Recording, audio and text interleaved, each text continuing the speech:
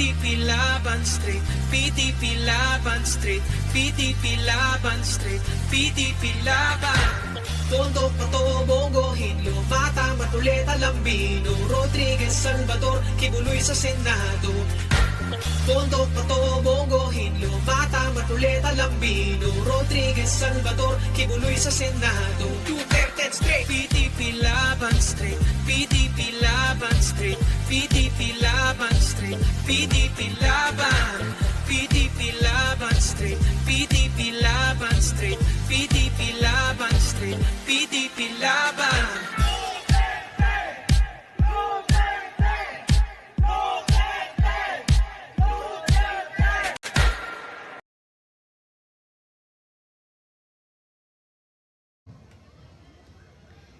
Imbis na krimen, korupsyon at kahirapan ang pagtuunan ng pansin ng pamahalaang ito, inuuna nila ang pagsira sa pamilya ko at sa lahat ng kalyado nito. Suportahan natin ang PDP Laban Senatorial Slate o mas kinikilalang Duterte.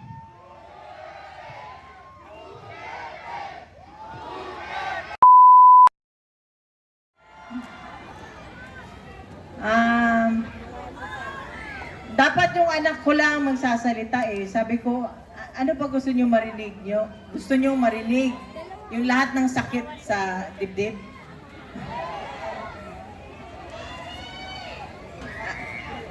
Yung anak ko, baby pa sana, pero napilitan mag-mature. Dahil sa nangyari, hindi naman ho natin maipagkait yan kung ano ang nangyari. Pero ito ho talaga, sana ho tayo Pilipino, isa-isip, magtanda na tayo. Kung gusto lang ako lumuhod, umiyak dito, magtanda na tayo. Pumili na tayo ng mga taong matino, matapat, at yung magsisilbi sa bayan, hindi pagsisilbihan ang sarili. So, nung nasa loob kami, binisita namin ang papa niya, binili niya talaga. Binili niya talaga, uulitin ulit ito ni Veronica, binili niya. Suportahan niyo ang Duterte. Kung hindi, kalimutan niyo na lang daw siya. So, yung lahat ng mga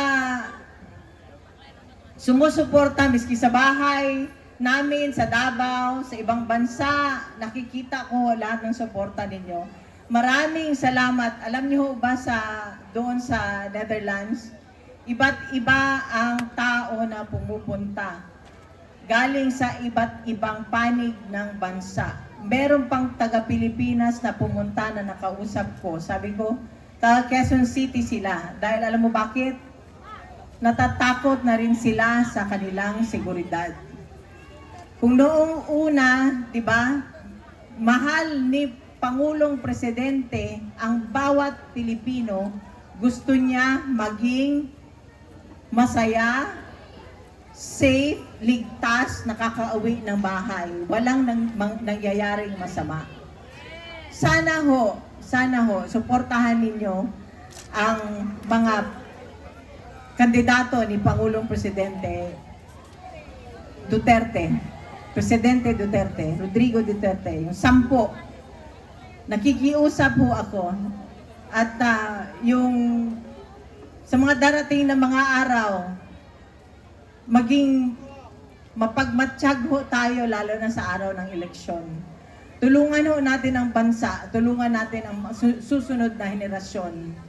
Wala na hong natira sa atin. Di ba naalala nyo nung naging siya ang presidente?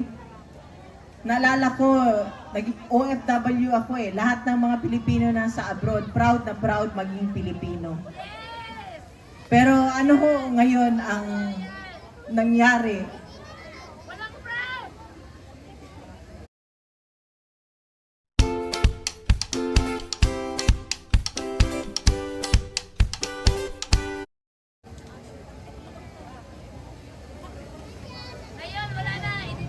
Kung kayo ang nasa sitwasyon namin nung nandun kami sa Villamor, parang hanggang ngayon nananaginip pa rin ako. Parang hanggang ngayon hindi pa rin ako makapaniwala. Gusto ko humingi ng tulong, di ko alam kung saan. So kaya ngayon, nandito kami, nagsasalita, humihingi kami ng tulong ninyo. Suportahan nyo ang Duterte.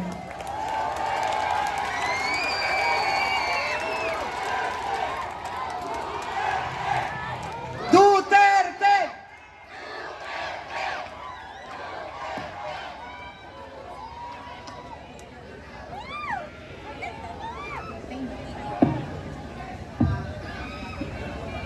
Podium mic, please. Check. Noong panahon ni PRRD, nakakaalis at nakakauwi ng ligtas ang mga anak nyo. Ibalik natin ang ganoong pamamahala sa bansa. Nandito ako ngayon dahil kinuha nila sa amin, sa ating lahat, higit sa lahat, sa akin, ang tatay ko. Noong March 11, 2025, nasaksihan ko ang pagkidnap at pag-abuso nila sa tatay ko. Imbes na krimen, korupsyon at kahirapan ang pagtuunan ng pansin ng pamahalaang ito, inuuna nila ang pagsira sa pamilya ko at sa lahat ng kalyado nito. Pumili tayo ng matino at matapat sa paglilingkod kasi kung hindi, kawawa tayong lahat at ang mga susunod na henerasyon. Mahalagang magkaisa tayo sa araw ng eleksyon, May 12, 2025. Suportahan natin ang PDP laban senatorial slate o mas kinikilalang Duterte.